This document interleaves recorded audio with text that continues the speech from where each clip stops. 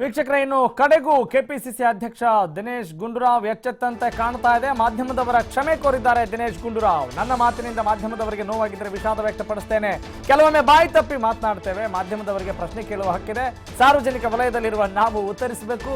ಮಾಧ್ಯಮದವರ ಸ್ವಾತಂತ್ರ್ಯವನ್ನು ಒಪ್ಪಿಕೊಳ್ತೇನೆ.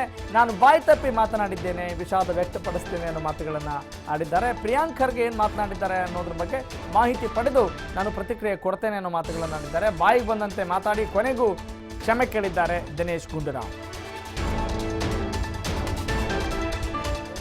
ಕೆಪಿಸಿಸಿಯಲ್ಲಿ ನಾವು ನಮ್ಮ ಚೇಂಬರ್ನಲ್ಲಿ ನಾವೊಂದು ಆಂತರಿಕ ಸಭೆ ಮಾಡ್ತಾ ಇದ್ದೋ. ಆ ಸಂದರ್ಭದಲ್ಲಿ ಮಾಧ್ಯಮದವರು ಇದ್ದಿದ್ದು ನನಗೆ ಗೊತ್ತಿರಲಿಲ್ಲ. ನಮ್ಮ ಆಂತರಿಕ ಸಭೆಯಲ್ಲಿ ನಾನು ಸಡನ್ನಾಗಿ ಮಾಧ್ಯಮದವರೆಲ್ಲ ನೋಡಿದಾಗ ನಾನು ಸ್ವಲ್ಪ ವಿಚಲಿತನಾದೆ. ಮತ್ತು ಯಾಕೆ ಎಲ್ಲರೂ ಇಲ್ಲಿದ್ದಾರೆ ಅಂತ ನಾನು ಅವ್ರು ಕೇಳಿದಾಗ ಸ್ವಲ್ಪ ಆ ಸಂದರ್ಭದಲ್ಲಿ ಬಾಯಿ ತಪ್ಪಿ ಹೇಳಿರ್ತಕ್ಕಂಥ ಮಾತು. ಯಾಕಂದರೆ ಮಾಧ್ಯಮ ಮತ್ತು ರಾಜಕಾರಣಿಗಳು ಮತ್ತು ನಮ್ಮಲ್ಲಿ ಇಬ್ಬರ ಮಧ್ಯೆ ಸಂಬಂಧ ಯಾವಾಗಲೂ ಚೆನ್ನಾಗಿ ಇರಬೇಕು. ಒಂದೊಂದು ಸಲ ಮಾಧ್ಯಮದವರು ಕೂಡ ಒಂದೊಂದು ಸಲ ಕೇಳಿದಾಗ ನಮಗೊಂದು ಸಲ ಇರಿಟೇಷನ್ ಆಗ್ತದೆ. ಆದರೂ ನಾವು ರಾಜಕಾರಣಿಗಳಾಗಿರೋದ್ರಿಂದ ಅದೆಲ್ಲ ಅರ್ಥ ಮಾಡ್ಕೊಳ್ಬೇಕಾಗ್ತದೆ. ಯಾಕಂದರೆ ಇವತ್ತಿನ ಮಾಧ್ಯಮ ಅವ್ರ ಪ್ರಶ್ನೆ ಕೇಳ್ತಕ್ಕಂಥ ಅವ್ರ ಹಕ್ಕಿರ್ತದೆ. ಅದನ್ನು ಒಪ್ಕೊಂಡು ಆ ಸಂದರ್ಭದಲ್ಲಿ ಸ್ವಲ್ಪ ಬಾಯಿ ತಪ್ಪಿ ಕೆಲವು ಮಾತುಗಳನ್ನು ಬಂತು. ಅದಕ್ಕೆ ಅದೇನಾದರೂ ಯಾರಿಗಾದ್ರೂ ನೋವಾಗಿದ್ದರೆ ವಿಷಾದ ವ್ಯಕ್ತಪಡಿಸ್ತೀನಿ. ಇವತ್ತು ಕೆಪಿಸಿಸಿಯಲ್ಲಿ ನಾವು ನಮ್ಮ ಚೇಂಬರ್ನಲ್ಲಿ ಬನ್ನಿ ಈ ಬಗ್ಗೆ ಮತ್ತಷ್ಟು ಮಾಹಿತಿಯನ್ನು ನೀಡ್ತಾರೆ ನಮ್ಮ ಪೊಲಿಟಿಕಲ್ ಕರೆಸ್ಪಾಂಡೆಂಟ್ ಶಿವಕುಮಾರ್ ಜೋಹಳಿ. ಶಿವು, ಎಲ್ಲವನ್ನು ನೀವೇ ನೋಡ್ತಾ ಇದ್ದೀರಿ. ಈಗ ಮಾನ ಮರ್ಯಾದೆ ಇಲ್ವಾ ಅಂತ ಮಾಧ್ಯಮದವರು ಬಯಸ್ಕೊಳ್ಬೇಕು ಮತ್ತು ಕ್ಷಮೆ ಕೇಳೋಕ್ಕೂ ಮಾಧ್ಯಮದವರೇ ಅಲ್ಲಿ ಇರ್ತಾರೆ. ಕ್ಷಮೆ ಅದನ್ನು ಕೇಳಿದ್ದಾರೆ ಅಂತಲೂ ಕೂಡ ನಾವು ಪ್ರಸಾರ ಮಾಡ್ತಾ ಇದ್ದೀವಿ.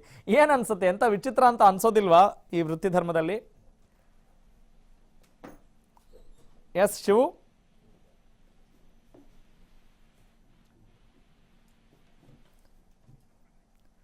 ಎಸ್ ವೀಕ್ಷಕರೇ, ಇಂತಹ ಅನೇಕ ಘಟನೆಗಳನ್ನ ನಾವು ನೋಡ್ತಾ ಇರ್ತೇವೆ. ಮಾಧ್ಯಮಗಳನ್ನು ತರಾಟೆಗೆ ತೆಗೆದುಕೊಳ್ಳೋದು ಮತ್ತು ಮಾಧ್ಯಮಗಳಿಗೆ ತದನಂತರ ಕ್ಷಮೆ ಕೇಳೋದು ಇವೆಲ್ಲವೂ ನಡೀತಾನೆ ಇರ್ತವೆ. ಆದರೆ ವೃತ್ತಿ ಧರ್ಮದಲ್ಲಿ ಇಂತಹ ರಾಜಕಾರಣಿಗಳ ವರ್ತನೆಯನ್ನು ಗಮನಿಸಿದಾಗ ನಿಜಕ್ಕೂ ಸ್ವಲ್ಪ ಆಶ್ಚರ್ಯ ಆಗುತ್ತೆ ಮತ್ತು ಎಂಥ ವಿಪರ್ಯಾಸದ ಸಂಗತಿಗಳಪ್ಪ ಇವು ಅಂತ ಅನಿಸುತ್ತೆ.